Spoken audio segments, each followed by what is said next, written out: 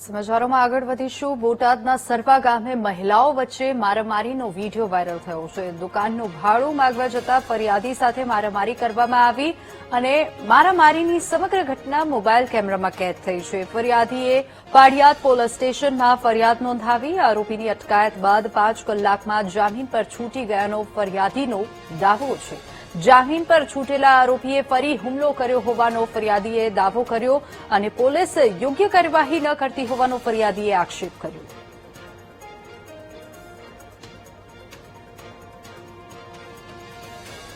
દુકાન બાબતનો બનાવ છે જે અમે ભાડે 3 થી 4 વર્ષ પહેલા આપેલી છે।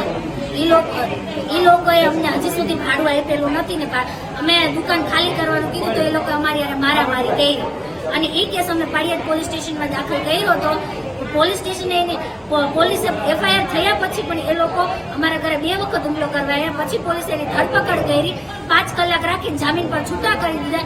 અત્યારે ફરી વખત હુમલો થયો અને એ વ્યક્તિ અત્યારે ખુલ્લી ધમકી દઈને ગયો કે હું તમને જોઈ લઈશ અને એ વ્યક્તિ એમ કહીને ગયો કે મારી પાસે રૂપિયા છે, હું વધુ કરી આપીશ, મારે પૈસાનો શું પાડિયાદ પોલીસે પૈસા ખાધા છે? પાડિયાદ પોલીસ કેમ આગળની કાર્યવાહી હાથ નથી ધરતી?